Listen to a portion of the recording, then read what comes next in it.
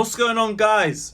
Welcome back to Chelsea Fan TV. Welcome back to another transfer update show for you guys today.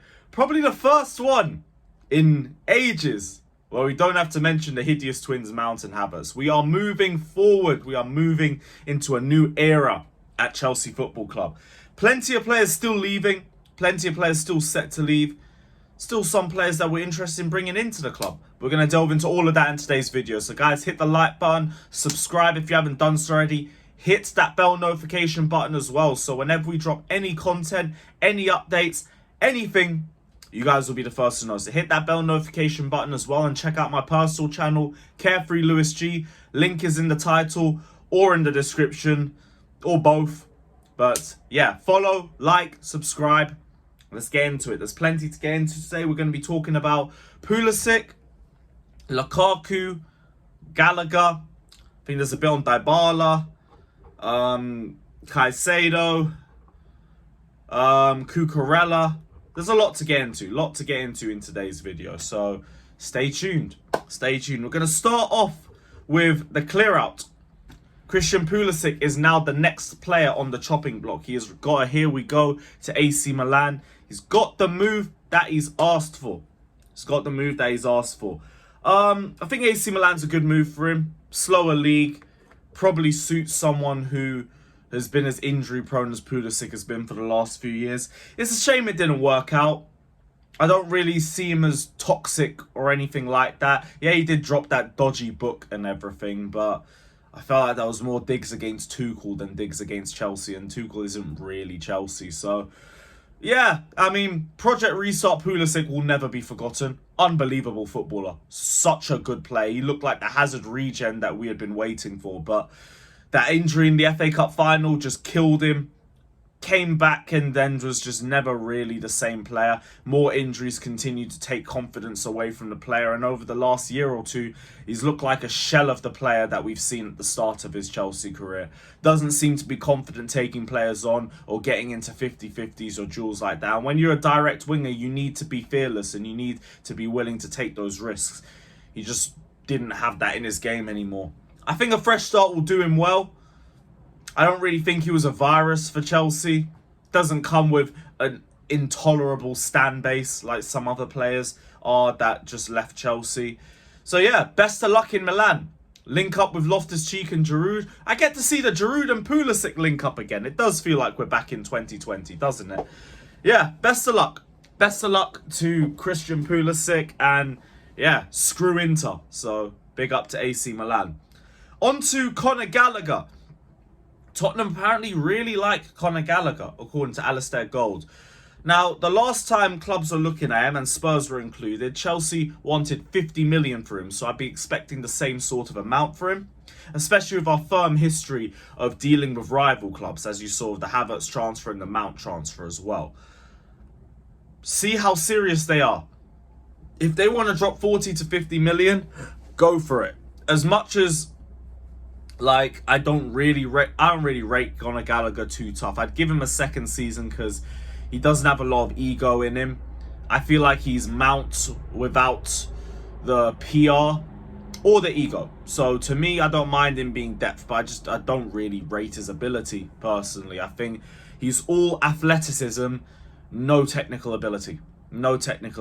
But the biggest thing to me is that this says that Spurs are now willing to do business. And if Spurs are now willing to do business, I want to now start conversations with Harry Kane. If they're that serious. And if he does stay, we can have that talk. I don't know if Kane would want to join Chelsea and butcher his Tottenham legacy, even though he's their top goal scorer of all time. And he's literally sacrificed the entire 20s for that dead club. But we'll see. Test the resolve, in my opinion. We were able to get Pochettino and he's proper Spurs. So it's Kane. Try it. Getting Harry Kane, if we were ever able to bring him to Chelsea, that is a game changer. That is the definition of a statement signing. That to me would be, if we get Nkuku, if we get a 10 with Nkuku, Caicedo and Kane, I'm not saying nothing, but I'm saying The sky is the limit with where we can finish in the league. The sky is the limit. That is 30 league goals guaranteed. Guaranteed. Game-changing transfer. Test the waters, Chelsea. Show me a little bit more balls. Pause. Big pause. But on to Lukaku. Ben Jacobs said Chelsea are considering bids for Lukaku in the 45 million euro range. Al Hilal and Juventus are in the race. Inter's bid was rejected out of hand. And Lukaku is seriously considering Saudi.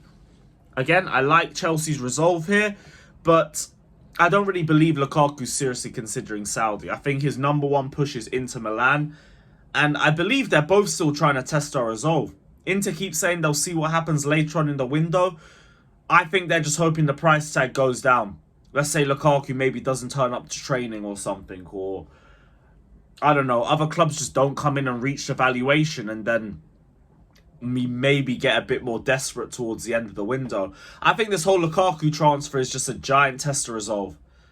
And see what I'd be interested to see what Chelsea do, but I wouldn't really tell them what to do either. They could be firm and keep him and send him to Strasbourg at the end of the window. I wouldn't really mind that. They could just accept whatever money they want for him. And I wouldn't mind that either. Just get him off the books.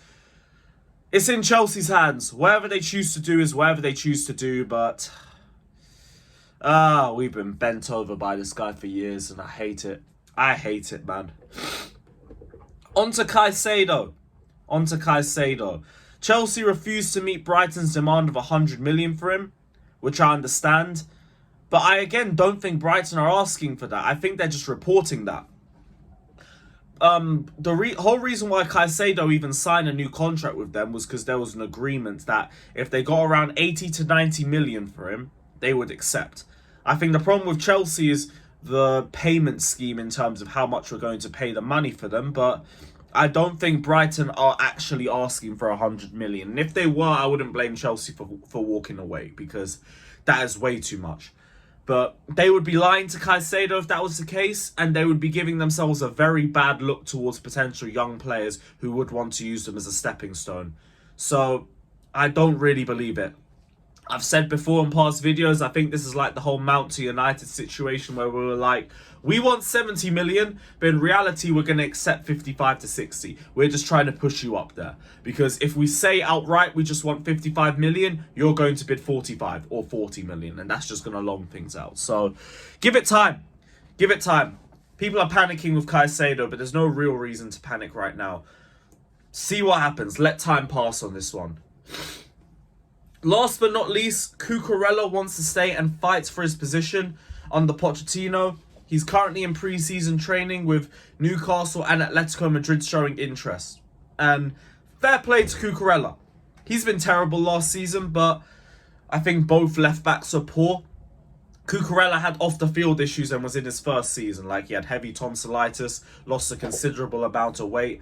Apparently had a home invasion and a pregnancy too. That's a lot to deal with off the pitch, in my opinion. So I'm more than happy to give him another season. I like that he's not throwing his toys out of the pram and just trying to find a new club.